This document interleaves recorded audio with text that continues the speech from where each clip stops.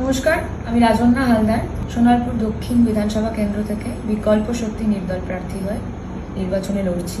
সমাজের কিছু রূঢ় বাস্তবতা, কঠিন বাস্তবতা সেটা তুলে ধরা।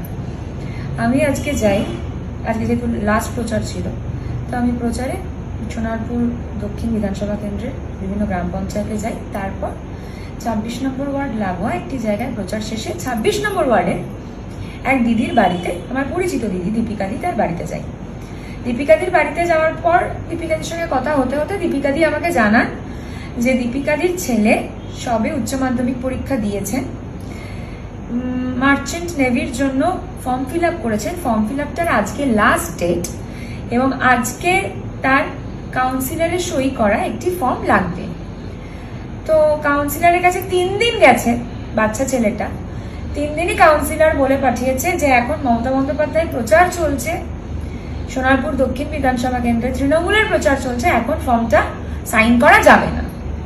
তো যথারীতি আজকেও ছেলেটি আবার সকালবেলা যায়, তখন তাকে ধমকানো হয়, মারতে আসে কাউন্সিলর এবং কাউন্সিলরের লোকজন, তারপর ফর্মটা তার মুখে ছুঁড়ে দিয়ে বাড়ি পাঠিয়ে দেয়।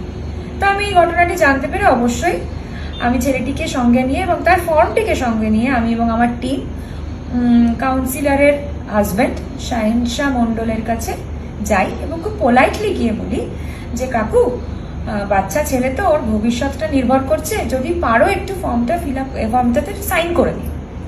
তো আমাকে প্রথমে বলে যে এখন হবে না, 1 থেকে 1.5 ঘন্টা পরে আসো।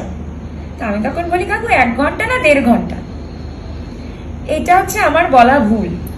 আমি এই কথাটা বলা থামাতে না থামাতেই ওই ছেলেটিকে কাউন্সিলরের হাজবেন্ড নিজে উঠে মুখে ঘুষি মারে রক্তাক্ত অবস্থা করে দেয়।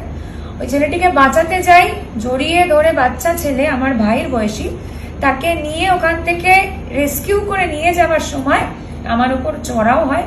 আমার হাতের এই আঙুলটা, মধ্য আঙুলটাকে বলা হয়, সেই আঙুলটা ভেঙে যায়, ভেঙে দেয় ওরা, হাত মুচকে ভেঙে দেয়।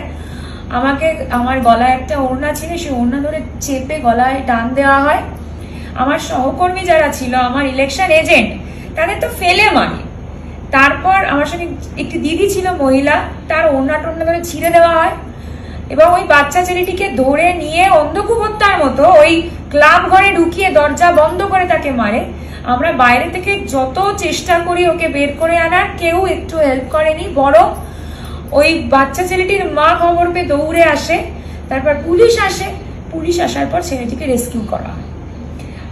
আমার মনে হয় সোনারপুর দক্ষিণ বিধানসভা কেন্দ্র শুধু নয়, পশ্চিমবঙ্গের বুকে এই ঘটনা লজ্জার ঘটনা। সব থেকে গুরুত্বপূর্ণ বিষয়, ছেলেটির মা, তিনি কিন্তু তৃণমূল কংগ্রেসের কর্মী, আর ছেলেটি যার হাতে মার খেলো সেও তৃণমূল কংগ্রেসের কাউন্সিলর এবং তার স্বামী এবং তার গুন্ডারা।